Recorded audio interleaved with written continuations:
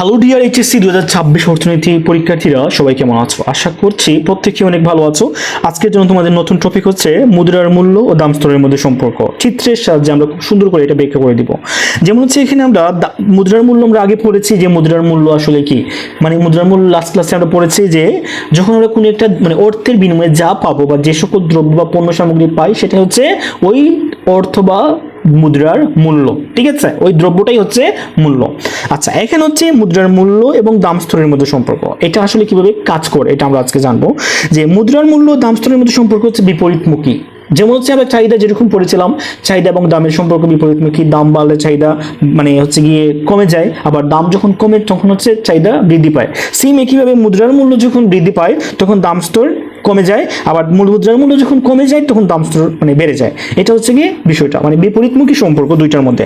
এখন তোমাদেরকে আমি খুব ভালো করে একটু বোঝানোর চেষ্টা করি। দেখো এখানে মুদ্রার মূল্য দাম স্তরের মধ্যে সম্পর্ক কিভাবে মুদ্রার মূল্যটা বৃদ্ধি পায় কিভাবে। দেখো এখানে মুদ্রার মূল্য এবং দাম স্তর, যখন তুমি খুব বেশি অল্প পরিমাণ পণ্য যখন বেশি দামে কিনবা, কি অল্প পরিমাণ পণ্য যখন বেশি দামে কিনবা তখন হচ্ছে গিয়ে মুদ্রার মূল্য হচ্ছে আমার দাম স্তর যেটা দ্রব্য মূল্য যেটা দাম স্তর যেটা আছে ওইটা কিন্তু বৃদ্ধি পায়। ঠিক আছে, তার মানে কি আমাদের এই যে এগুলো এদিকে হচ্ছে আমাদের মুদ্রার মূল্য, এদিকে হচ্ছে আমাদের দাম স্তর। তাহলে এটা হচ্ছে আমাদের দাম স্তর।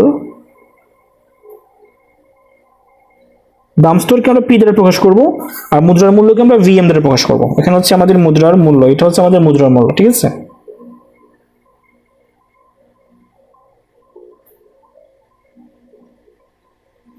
এটা আমাদের হচ্ছে সংকেত VM. Okay, value of money. Okay, এখন দেখো যে যখন তুমি দাম স্তর মানে কি দ্রব্য মূল্য, এটা আমরা আরেকটু ভেঙে লিখতে পারি দ্রব্য মূল্য।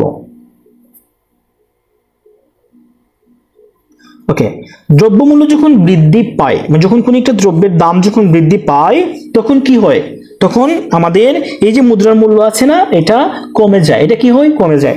ধরো আগে আমি 2 কেজি ফিশ কিনতাম। ঠিক আছে, 2 কেজি ফিশ কিনতাম আমি কত টাকা দিয়ে, 500 টাকা দিয়ে।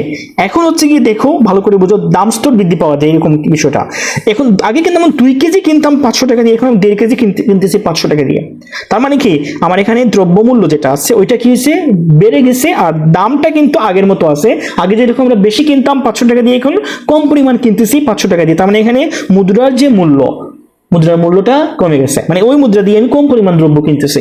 It's it. ওকে, এখন তারপরেও যদি এরকম হয় যে আবার ওই 500 টাকা দিয়ে আমি 1 কেজি দ্রব্য কিনতেছি বা কিনতে পাচ্ছি, তার মানে কি যে আমাদের দ্রব্য মূল্য এখানে কি হয়েছে, বৃদ্ধি পেয়ে গেছে। দ্রব্যের মানটা, মূল্যটা, ওইটার যে একটা ভ্যালু আছে ওইটা কি হয়েছে, ওইটা বেড়ে গেছে। বেড়ে যাওয়ার কারণে এখন আমি 500 টাকা দিয়ে আগে আমি বেশি কিনতাম, এখন আমি ওই কম পরিমাণ ওই সেম 500 টাকা দিয়ে কিনতেছি। তার মানে কি এখানে হচ্ছে গিয়ে এটা এই দ্বারা বোঝাচ্ছে যে দ্রব্যমূল্য বৃদ্ধি পাচ্ছে, আর এখানে বোঝাচ্ছে দ্রব্যমূল্য মুদ্রার মূল্য কমে যাচ্ছে। ঠিক আছে, যখন আমি বেশি পরিমাণ টাকা দিয়ে কম পরিমাণ দ্রব্য কিনবো সেটাই হচ্ছে কি আমাদের বিষয়টা। এটা হচ্ছে কনসেপ্ট, বেশি পরিমাণ টাকা হচ্ছে মুদ্রার মূল্য হ্রাস পাওয়া, আর কম পরিমাণ দ্রব্য কিনা হচ্ছে দাম স্তর বৃদ্ধি পাওয়া। দ্যাটস ইট, আর কিছু না। তাহলে আমরা খুব সুন্দর করে বুঝতে পারলাম কনসেপ্টটা। এখন চলো আমরা একটু দেখি যে মুদ্রার মূল্য দাম স্তরের মধ্যে সম্পর্ক, এটা আমরা সূত্রের মাধ্যমে কিভাবে এটাকে এক্সপ্লেইন বা ওইটা আমরা প্রকাশ করতে পারে। তাহলে দাম স্তর ও মুদ্রার মূল্য, ঠিক আছে, সূত্রের মাধ্যমে প্রকাশ। আমরা এখানে লিখতে পারি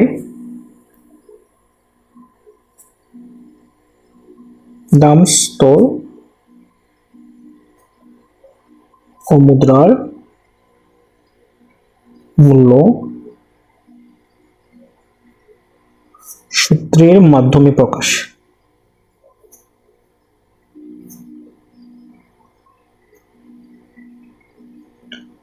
তাহলে আমরা কিভাবে করতে পারি, যে আমরা খুব সুন্দর করে এটা করব যে সূত্র হচ্ছে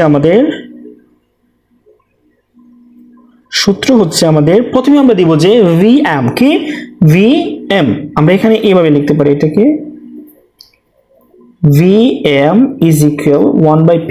এটা হচ্ছে আমাদের হচ্ছে দাম স্তর মুদ্রা মূল্যের সূত্র। ঠিক আছে, এখন আমি ওইটাকে একটু ভেঙে লিখবো কিভাবে, যে ভেঙে মানে কি, যে পি মানে কি, এখানে পি মানে হচ্ছে দাম স্তর বা দ্রব্য মূল্য, দাম স্তর বা দ্রব্য মূল্য, আর আমাদের ভিএম মানে হচ্ছে ভ্যালু অফ মানি, মুদ্রার মূল্য। এভাবে কিন্তু পরীক্ষার খাতায় লিখবা মুদ্রার মূল্য। আই হোপ তোমরা সবাই বুঝতে পেরেছো যে মুদ্রার মূল্য দাম স্তরের মধ্যে সম্পর্কটা আসলে কিরকম হয়, চাহিদার মতো হয়। কারণ একটা বাড়লে একটা কমে, একটা কমলে একটা বাড়ে, দ্যাটস ইট, আর কিছু না। আমি তোমাদেরকে কনসেপ্টটাও ক্লিয়ার করে দিয়েছি। আর আমরা এখন কি করবো, চিত্রটা দেখি।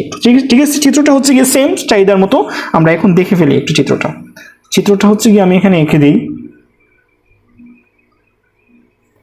ওকে, কি আঁকবো আমরা ভূমিয়ককে ধরবো গিয়ে মুদ্রার মূল্য, মানে ভিএম হচ্ছে ভূমিয়ককে, আর প্রাইস হচ্ছে আমাদের দাম স্তর, যেটা হচ্ছে দ্রব্যমূল্য লম্বককে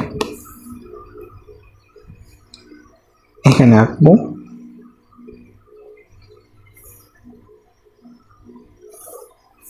ওকে,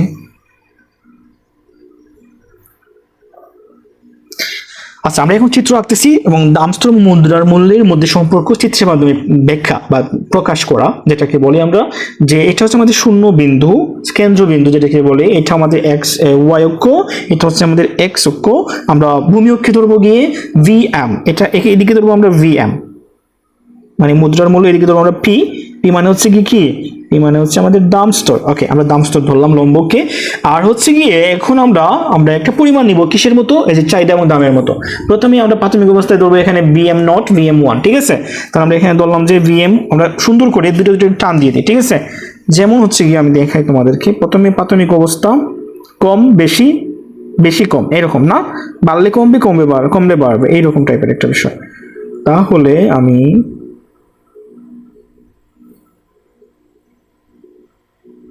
এখানে দিয়ে দিব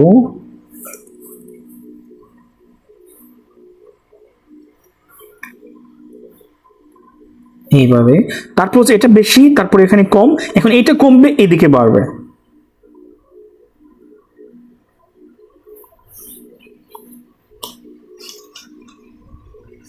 ঠিক আছে, আমরা এটা দিয়ে দিই,